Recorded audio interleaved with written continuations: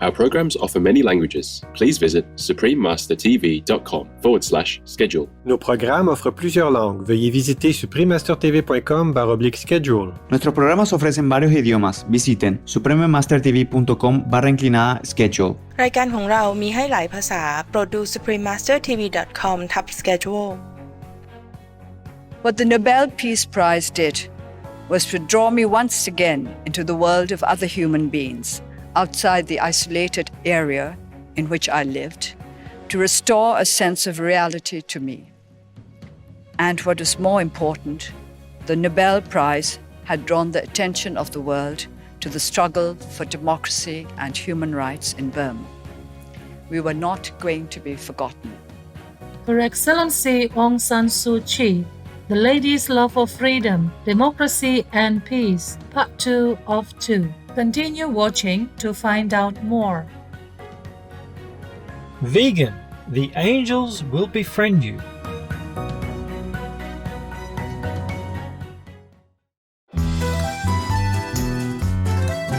Good day, gracious viewers, or Jakshikun in Altai, one of the official languages of the Altai Republic. My name is Irina. The simple living Altai people join you in thanking all spiritual masters, guides, and friends who teach and encourage us to be vegans, a compassionate way to live nobly and save lives. God bless you all.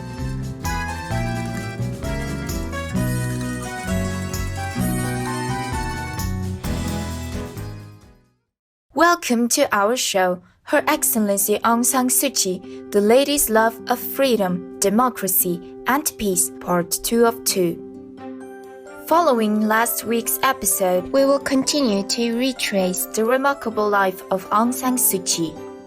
In July 1995, Aung San Suu Kyi was released from house arrest but with restrictions on travel. Being undeterred, 3 years later, she formed a representative committee and declared the NLD as Myanmar's legitimate ruling parliament. At about the same time, the Myanmar government repeatedly refused her husband, Dr. Michael Aris, a visa permitting him to visit her as another way to suppress her and pressure her into surrendering her ideals. The lady, with her iron-like resilience and determination, didn't back down, but remained aware of the risk of being denied entry back into Myanmar if she left. In the end, she was unable to be by her husband's side even when he was critically ill until his passing in 1999. In 2000, Aung San Suu Kyi was sent into house arrest after several attempts to leave the capital city to hold political meetings. In 2002, she was once again released from house arrest following successful negotiations with help from the UN Special Envoy to Myanmar, His Excellency Razali Ismail. She then traveled throughout Myanmar to meet with her supporters, and the size of the crowds she drew was enough to rebut any rumors that her support had waned due to the passage of time. On May 30, 2003, members of the Union Solidarity and Development Association, or USDA, political party attacked a convoy of National League for Democracy, or NLD, vehicles, including the one Aung San Suu Kyi was traveling in. Some believed it was a planned attack directed by elements of Myanmar's former military regime. Fortunately, with the help of her driver, she escaped. However, 70 less unfortunate NLD members and supporters lost their lives. Each year, many still remember and commemorate the tragic events of May 30th. Aung San Suu Kyi emphasizes that for the sake of stability and national reconciliation, she will not seek vengeance for the incident of which she was the main target. Following this event, she was again detained by the junta, but this time under even stricter rules.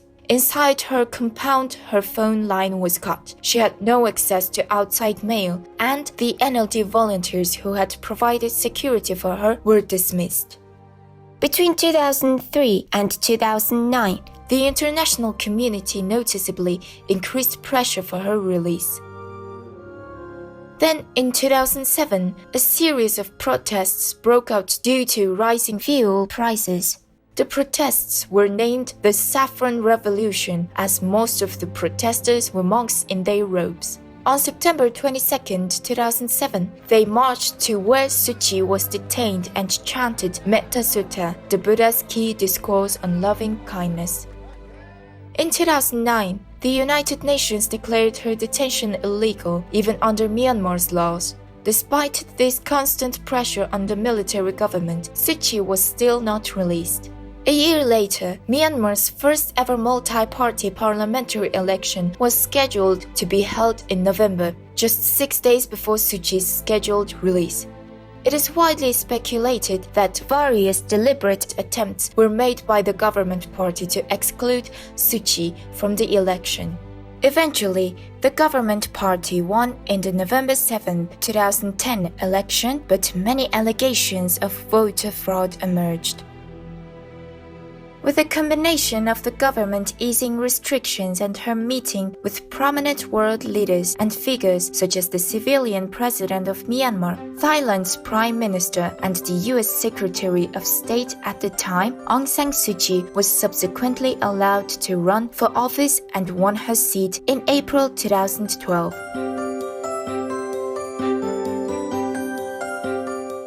Don't be near a vegan person.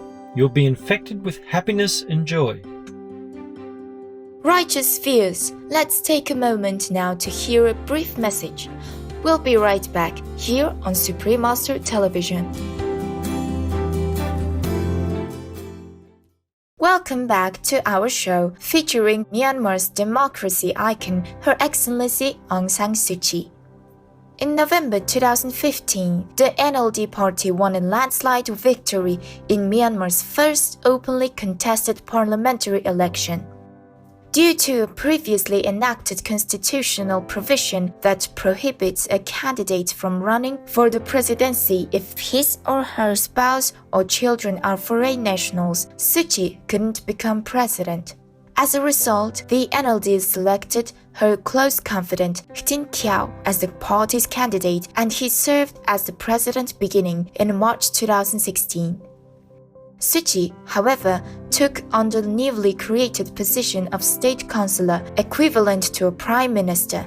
She also became the foreign minister and minister in the president's office. In the November 8, 2020 parliamentary elections, the NLD party again won a majority. However, the military and its aligned party, the Union Solidarity and Development Party, or USDP, claimed that electoral fraud had occurred, but their appeal to the Electoral Commission was dismissed.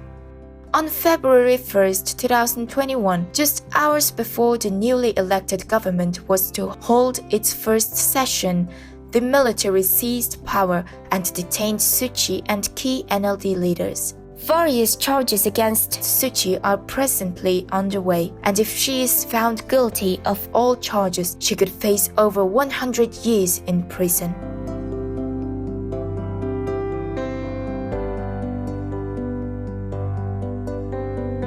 Facing enormous adversities in life, how does Her Excellency Aung San Suu Kyi overcome despair and maintain her spirit? Suu Kyi revealed in the following statement at the Harvard Kennedy School in September 2012. So, if you want to keep up your strength when you're working towards something, I think you have to learn not to think of yourself as the center of the world. You are just one working towards a goal with others. And if you keep that in mind, you don't lose confidence in yourself, because it is required of you to keep strong for the sake of others. From her book titled Freedom from Fear and Other Writings, Suu Kyi expresses her beliefs that fear is the root of all societal divisions and hatred. When she received the Nobel Prize, she shared her insights on what it was like to be detained or under house arrest for almost 15 years. To some, this is also a window into seeing how a loving, peaceful woman lives under tyrannical oppression and political bullying. Her statements also include strong messages about freedom and hope. Often, during my days of house arrest, It felt as though I were no longer a part of the real world. There was a house, which was my world. There was the world of others, who also were not free, but who were together in prison as a community. And there was the world of the free. Each one was a different planet, pursuing its own separate course in an indifferent universe. What the Nobel Peace Prize did was to draw me once again into the world of other human beings, outside the isolated area in which I lived, to restore a sense of reality to me. And what is more important, the Nobel Prize had drawn the attention of the world to the struggle for democracy and human rights in Burma. We were not going to be forgotten. Her Excellency Aung San Suu Kyi continues to guide her people along the peaceful road toward democracy. Moreover, her simple but strong words, "Use your freedom to promote ours," inspired renowned director Luc Besson to make a biographical film about Suu Kyi entitled The Lady.